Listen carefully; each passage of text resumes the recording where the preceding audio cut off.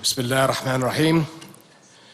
Ladies and gentlemen, let me first thank President Obama's leadership at a make it or break it moment for our international community. And Mr. President, as always, thank you for your warm words of guidance and reminding us on the moral authority that all of us can take to continue to raise the bar and making a difference for humanity.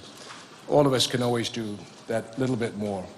So I wanted, on behalf of many of us here, just to thank you for those very kind words of wisdom, and hopefully we won't let you down. Today's unprecedented global refugee crisis remains a humanitarian disaster that is proving to be an increasing threat to global security, development, and economic growth. This is a collective responsibility, and we need to rise the level of global engagement without delay. Creative ideas are needed, and I wanted to thank my co-host nations and all who are participating with us today. And I wish to make only 3 points. First, it is vital that we take basing all our actions on the reality of the situation and not simply on our wishes or expediency. My country brings to this summit Jordan's long and first-hand knowledge of this very complex issue. For many years, our country's security and stability and our citizens' generous compassion have led desperate refugees to our doors. In the past 5 years, the Syrian crisis has sent Jordan's burden skyrocketing. Some 2.5 million Syrians have crossed into Jordan since 2011. Today, we are hosting 1.5 million Syrians, 1 for every 5 of our own citizens. Across my country, Jordanians are suffering, and no one is justified in questioning our commitment and our sacrifices. The economic and social impact has shocked every sector, every community, and it has set back the strides of our economy and has created tremendous problems in our development, job growth, and debt reduction.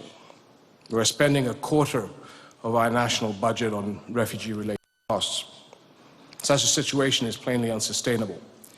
And yet all countries agree that the Syrian refugee crisis will be with us all for years to come. And a sustainable solution is key.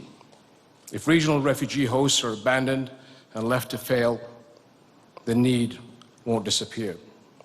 The crisis will simply spread further, prolonging the time it takes to end this ordeal. The cost in human suffering will be unspeakable. As a collective effort, we must now adequately respond to the true expected need, the true broad impact, and the true duration of the crisis. To this end, Jordan has put forward an effective, sustainable, development-driven plan to support hosts and refugees alike. Our approach will build on international partnership, trade, and investment to create opportunities and income that both Jordanians and Syrians need. My second basic point is we need to work as a team. The refugee crisis requires not just commitment, but follow-through. Any effective development-based longer-term solution will need to engage host countries, donors, the private sector as well. Shortfalls in funding, lack of participation will undermine shared goals. Together, we must translate pledges reached at the London conference and this summit into results on the ground, and where they are most needed, to strengthen capacity and resilience at the national and community level. The private sector also has a critical role. My country is working closely with the international community to implement new programs, and one important initiative is the relaxation of EU rules of origin, supporting a jobs-rich trade under easier conditions and simpler terms.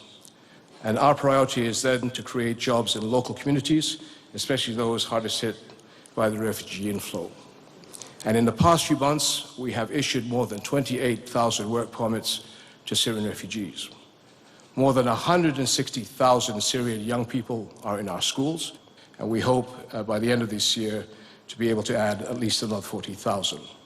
This will allow young Syrian young people in schools to acquire the tools they will need as adults to rebuild post-conflict Syria. My final point is that a truly sustainable solution should begin by safeguarding Syrian women and children from being used by Daesh and other terrorist organizations which are manipulating human trafficking and taking advantage of the movement of displaced groups.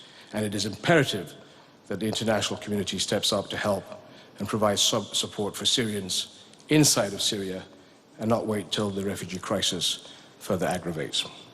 So, my friends, Jordan has done much and remains committed to doing the right thing, and I hope we all do the same. I look forward to the success of our summit. Thank you very much.